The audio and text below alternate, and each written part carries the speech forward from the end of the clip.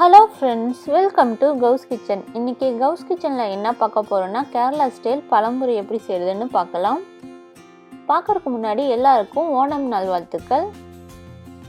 10 நிமிஷத்தில் ஈஸியாக செஞ்சிடலாம். இதுக்கு அதிகம் பொருளும் தேவையே இல்லை, வீட்டில் இருக்க பொருளை வச்சே செஞ்சிடலாம். வாங்க எப்படி செய்கிறதுன்னு பார்க்கலாம். பழம்பொரி நேந்திரம் பழத்தில் தான் செய்வாங்க, அதுதான் ரொம்ப டேஸ்ட்டாக இருக்கும். மற்ற பழத்தில் செஞ்சிங்கன்னா அந்த ஸ்வீட்னஸ் வராது. இதில் செஞ்சு பாருங்கள், ரொம்ப டேஸ்ட்டாகவும் இருக்கும். நான் தோல் எடுத்துகிட்டு வச்சுருக்கேன். வாழைப்பழத்தை நான் கட் பண்ணிக்க போகிறேன். 3லேருந்து 4 ஸ்லைஸ் போட்டால் போதும், அதிகமாக போட்டுறாதீங்க.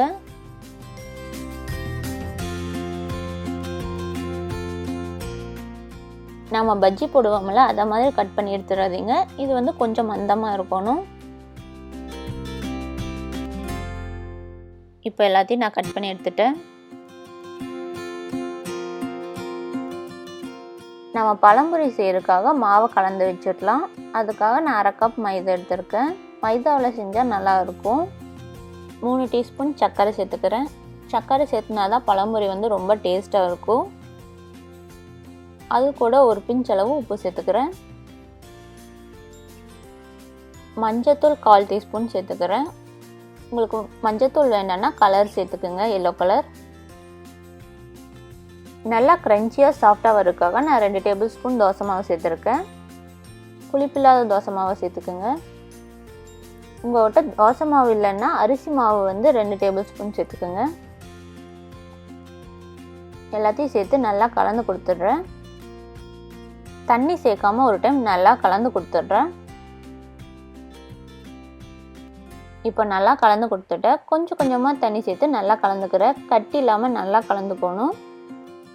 இட்லி மாவு பதத்தில் இருக்கணும், அதுதான் கரெக்டான பதம். நான் மாவு கலக்கும் போது எண்ணெயை காய வச்சுட்டேன். இப்போ எண்ணெயும் நல்லா காஞ்சிருச்சு. மாவை நல்லா டிப் பண்ணி எடுத்து போட்டுக்கிறேன். நம்ம பஜ்ஜிக்கு எப்படி போடுவோமோ அதே மாதிரி எடுத்து போட்டுக்குங்க. நல்லா டிப் பண்ணிவிட்டேன். இப்போ எண்ணெயில் எடுத்து போட்டுக்கிறேன். மீடியம் ஃப்ளேமில் வச்சுக்கோங்க, பழம்பொரி நல்லா வெந்து வரும். இல்லைன்னா ஹை ஃப்ளேமில் வச்சிங்கன்னா கரிஞ்சிரும்.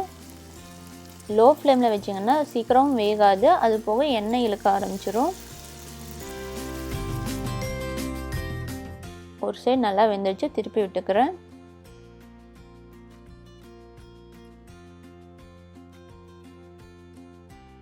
இப்போ 2 சைடும் நல்லா வெந்துருச்சு. லைட்டாக கோல்டன் கலர் மாதிரி வந்துருச்சு. இப்போ எடுத்துக்கிறேன். அவ்வளோதாங்க, நம்ம பழம்பொரி ரெடி ஆயிடுச்சு. நம்ம தோசை மாவு சேர்த்துனதுனால நல்லா மொறுமொறுன்னு வந்திருக்கு. நீங்கள் இதை ஒரு டைம் ட்ரை பண்ணி பாருங்கள். ரொம்ப ஈஸியாக 10 நிமிஷத்தில் செஞ்சிடலாம்.